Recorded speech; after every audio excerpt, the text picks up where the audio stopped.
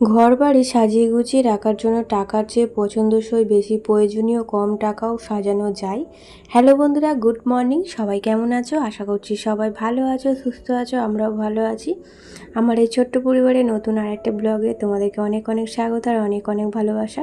এখন ঘড়ির কাঁটায় বাজে সকাল 7:30 আর আজকে হচ্ছে শুক্রবার। এখন থেকে তোমাদেরকে সাথে নিয়ে আজকের ব্লগটা শুরু করছি। আশা করছি ব্লগটা তোমাদের ভালো লাগবে। এই যে সকালবেলা চা দিয়েই আজকে ব্লগটা শুরু করলাম। বাসি নাইটিটা চেঞ্জ করে মুখ ধুয়ে আর চলেছি রান্নাঘরে চা বানাতে। চা খেয়ে তারপরে বাকি ঘরের কাজকর্মগুলো করব। আজকে কিন্তু রান্নার ছুটি আছে।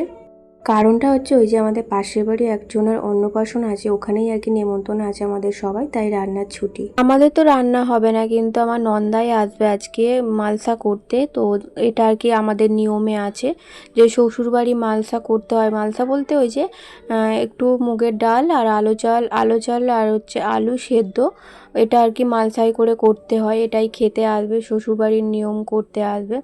যাই হোক, তাই জন্য ঘরের কাজগুলো গুছিয়ে নিয়েছি তাড়াতাড়ি। তো টাইম মতো আবার উনি আসবে 12:30 1টার দিক করে আসবে। তার আগে ঘরের সমস্ত কাজকর্ম পুজো কমপ্লিট করে নিতে হবে, নিয়ে তারপরে আর কি রান্নাটা বসাবো। আর বাইরে কিন্তু আজকে সকাল থেকে বৃষ্টি আরম্ভ হয়ে গেছে। জানি না বৃষ্টি না থামলে আমি কী করে রান্নাটা করব। তো বাইরেই তো করতে হয়, ঘরের মধ্যে করতে নেই, এসব জিনিস বাইরে করতে হয়। আর আজকে হচ্ছে রথ। সবাইকে রথযাত্রার অনেক শুভেচ্ছা। তো প্রথমেই বলতে ভুলে গিয়েছিলাম, তো এখন মনে পড়লো হঠাৎ করে যে আজকে রথ। আসলে কি বলো তো, আমাদের ওই যে পাশের বাড়ি নেমন্তন্নটা আছে না, তাই জন্য একদম বোঝা যাচ্ছে না যে আজকে রথ বলে। পাশের ওই যে বক্স বাজছে, মায়ের গান হচ্ছে, তো সেটাতেই আর কি এখানের বাচ্চারা হয়ে করছে। আর অন্য সময় কি হয়, অন্য অন্য বছরে রথের দিন সব রথ টথ সাজায়, তবু বোঝা যায়। তো এই বছর সেরকম কিছু মানে সাজানো গোছানো হয়নি, বাচ্চারা রথ নিয়ে সেরকমভাবে বেরোয়নি। মানে আমাদের এই গলিটাতে এমনি রাস্তার দিকে অনেক সবাই বেরিয়েছে, তো আমাদের আশেপাশে কেউ বেরোয়নি, তাই জন্য রথটা একদম বোঝাই যাচ্ছিল না মানে আজকে রথ আছে বলে। তো এখন যদিও বা বেরোবে না, এখন সকাল বিকালের দিকে সব বেরোবে। আর আমার দেখো ডাস্ট অ্যালার্জি আরম্ভ, ডাস্ট অ্যালার্জি না মানে আমার এমনিই তো অ্যালার্জি আছে, আর এমনিতেও কয়েকদিন ধরে বৃষ্টির কারণে ঠান্ডা ঠান্ডা ওয়েদার আছে, সেই জন্য আর কি অ্যালার্জিটা বেড়ে গেছে। বাইরে কিন্তু বৃষ্টি হচ্ছে, তার মধ্যেও দেখো আমার এত কাঁচার জড়ো হয়ে গেছে। আর জড়ো করে রাখতে রাখতে একসময় এত জড়ো হয়ে যাবে যেগুলো আর মেলার জায়গা পাবো না।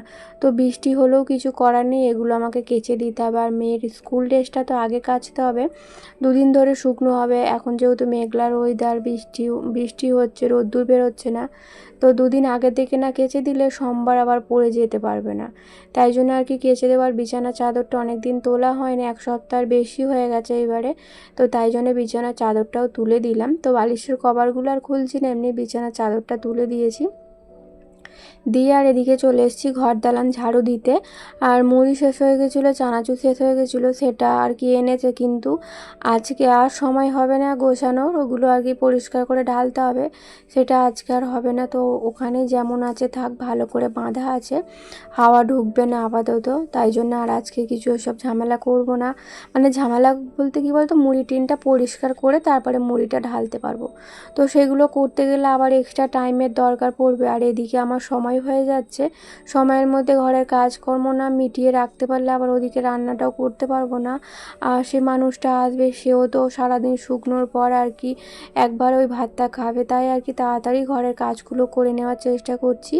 আর আজকে রথ বলে মেয়েকে আর কি বিকালবেলা পড়াবে না, ওই 12টার দিক করে পড়তে যাবে। তো আগের শুক্রবার ছুটি হবে বলে সেই শুক্রবারের পড়াটা আর কি আজকে করিয়ে দিচ্ছে। আজকে এমনিতেও রথের ছুটি আছে, তো আগের শুক্রবারের পড়াটা আজকে করাবে। তো এখন আর কি বাইরে আর কি মুখ ধুচ্ছে, ব্রাশ করছে, আর আমি এদিকে ঘর দালানগুলো ঝাড়ু দিয়ে মুছে নিচ্ছি। আর আমার হাজব্যান্ড তো অনেক আগেই বেরিয়ে গেছে, 8:30টার দিক করে ও তো বেরোয়, তো বেরিয়ে গেছে। এদিকে ঘরের কাজকর্ম মিটিয়ে নিই, তারপরে হচ্ছে কাচাকুচিটা করে দেবো। তো এখন আপাতত একটু বৃষ্টিটা থেমেছে। ভোরের দিকটা বৃষ্টিটা হয়েছিল, তারপরে কিন্তু আর বৃষ্টি কোনো রকমভাবে হয়নি। তো এখন আবার দেখো কীরকম রোদ্দুর উঠেছে। তো এর আগে আমি যদি জামা কাপড়টা একটু কেচে দিতে পারতাম, তাহলে হয়তো অনেকটা শুকিয়ে যেত। কী বলো তো, এরপর থেকে যে বৃষ্টি আরম্ভ হয়েছে, তারপর তো সেই বিকেলবেলা বৃষ্টি থেমেছে। তো তাই এই জামা কাপড়গুলো কী বলো তো, ছোটো ছোটো জামা কাপড় হলে না তবু দালানটায় যা হোক করে মেলে দেওয়া যায়, কিন্তু এই যে চাদর টাদরগুলো এগুলো কাচবো, এগুলো দালানে মিললে না আমার নিজেরই খুব অসুবিধা হয়। তো এখন রোদ্দুরটা বেরিয়েছে, যদি এতক্ষণে মানে সকাল সকাল যদি ভোরের দিকটায় কেচে দিতাম, ভোর বলতে যখন আর কি ঘুম থেকে উঠেছিলাম ওই 7টা 7:30টার দিক করে কেচে দিলে না এতক্ষণে অনেকটা শুকিয়ে যেত। যাই হোক, কী করা যাবে, আগে থেকে তো সবটা জানা যায় না যে কখন রোদ্দুর উঠবে কখন বৃষ্টি হবে। তো এখন এত পরিমাণে রোদ্দুর উঠেছে, দেখো মনে হবে যেন আর বৃষ্টি হবেই না, পুরো আকাশের মেঘ কেটেই গেছে, কিন্তু না, এই খানিকক্ষণের জন্য রোদ্দুর দিচ্ছে আবার বৃষ্টি আরম্ভ হয়ে যাবে।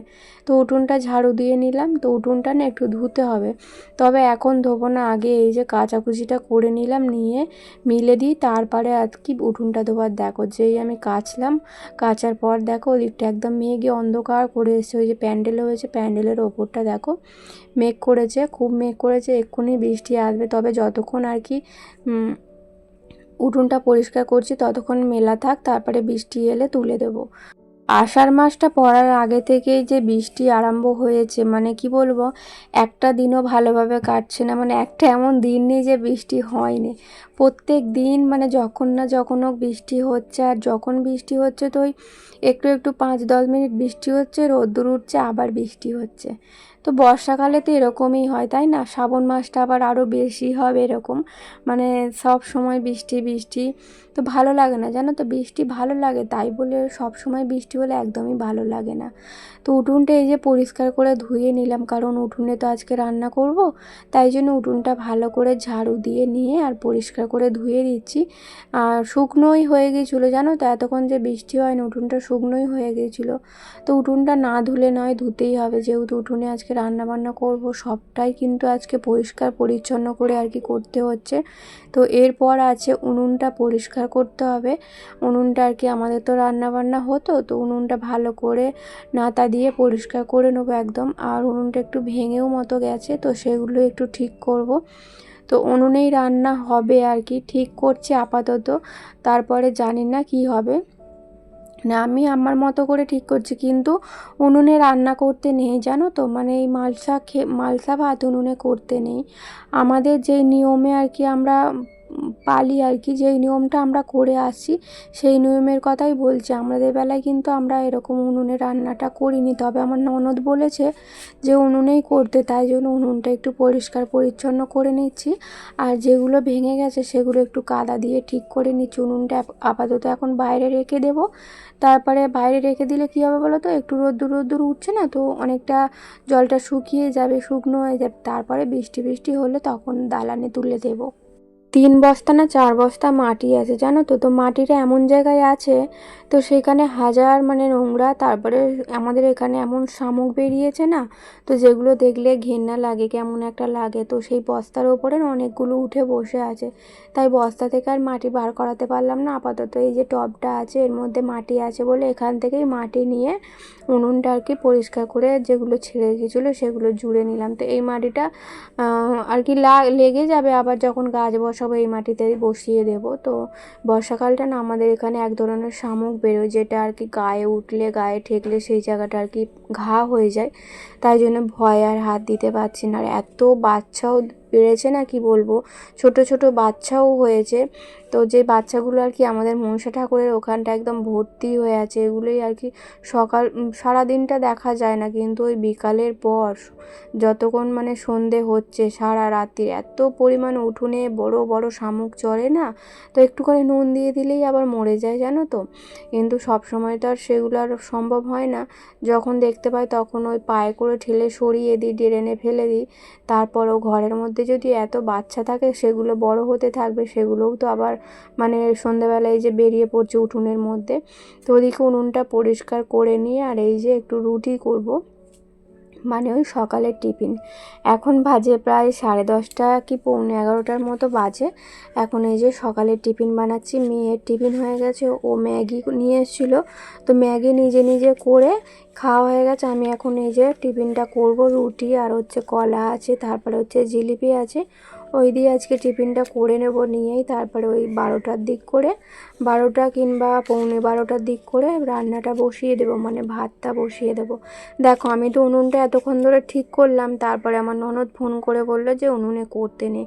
কিন্তু আমি এই কথাটা না আগেই বলে দিয়েছিলাম যে উনুনে মালসা ভাত করতে নেই, কিন্তু আমার ননদ যেহেতু বলেছে করতে হবে, তো আবার বামুন ঠাকুরকে জিজ্ঞেস করলো, বামুন ঠাকুর বলেছে করতে নেই। তো আবার কি করতে হবে বলো তো, ইট পেতে আমাকে উঠোনে রান্না করতে হবে। কিন্তু এই যে বৃষ্টি যদি আরম্ভ হয়ে যায় তখন যে আমি কি করে উঠোনে রান্না করব। তো এখন আপাতত বৃষ্টি আরম্ভ হয়ে গেছে, বাইরে কিন্তু খুব বৃষ্টি হচ্ছে, তোমাদের আমি দেখাচ্ছি একটু পরে কীরকম বৃষ্টিটা হচ্ছে। আর এরকম যদি বৃষ্টি হতে থাকে দুপুর পর্যন্ত রান্নাই করতে পারবো না জানো তো। আর ঘরের মধ্যে তো করতে নেই, তোমাদের বললাম খুবই অসুবিধা হবে। শুধু ঠাকুরকে ডাকছি যে বৃষ্টিটা যেন ওই 12টার দিক করে থেমে যায়। এখন যত খুশি বৃষ্টি হয়ে যায়, 12টার দিক করে যেন থেমে যায়। এই দেখো টিফিনটা করেছি, আর দেখো বৃষ্টি দেখো কীরকম, অনেকক্ষণ থেকে কিন্তু এরকম বৃষ্টি হচ্ছে, প্রচণ্ড বৃষ্টি হচ্ছে বাইরে। আর আমাদের যেখানে নেমন্তন্ন হয়েছিল ওই যে পেছনে প্যান্ডেল হয়েছে দেখতে পেলে। আর এখন এই যে বৃষ্টির মধ্যে কী করবো, 12টার মতো বাজতে যায়। তো ওই বৃষ্টির মধ্যেই মালসাটা একটু ঘষে নিচ্ছি, কারণ বালি বালি হয়ে আছে, তো মালসাটা না ঘষলে এর মধ্যে রান্না করলে আবার দেখবো বালি কিচকিচ করছে, তাই আবার মালসাটা এই ছোবড়া দিয়ে ভালো করে ঘষে পরিষ্কার করে ধুয়ে নেব। আর ভাবছি ওই যে যেখানটা শিল আছে ওখানটা আর কি রান্নাটা করবো। আপাতত বৃষ্টি এখন একটু থেমেছে, আর দেখো রোদ্দুর বেরিয়ে গেছে বৃষ্টি থামতে থামতেই। তো বৃষ্টি থামুক আর যাই হোক আর কি, ওই শিলের গাছটাতেই রান্না বান্না করবো, কারণ আবার যদি রান্না বসিয়ে দিয়ে বৃষ্টি আরম্ভ হয়ে যায় তখন আবার সমস্যায় পড়ে যাব, যেহেতু ইট বিছিয়ে আমাকে রান্নাটা করতে হবে। তো এখন আর কি আমার রান্নাবান্না হয়ে গেছে। কি বলো তো, আমার নন্দাই না ওই 1টার মধ্যে চলে এসেছিলো, তখনও আমার কিন্তু রান্না কমপ্লিট হয়নি, অনেকটা লেট হয়ে গেছে আজকে রান্না করতে।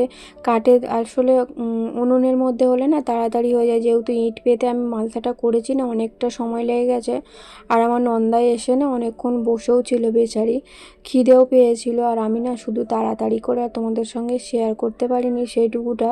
তো আমার নন্দাই খাওয়া দাওয়া করে চলে গেল, আমাদের নেমন্তন্ন করে গেল। তো এখন এই যে আমি এই কয়েকটা জামা কাপড়, কয়েকটা বলতে আমার ওই একটা লেগিংস আর একটা আর কি কুর্তি, সেগুলোই আর কি গুছিয়ে নিলাম। তো এখন আর কি রেডি হব, ওই যে পাশের বাড়ি নেমন্তন্ন আছে যাব। তো বন্ধুরা চলো আজকে ব্লগটা এই পর্যন্তই।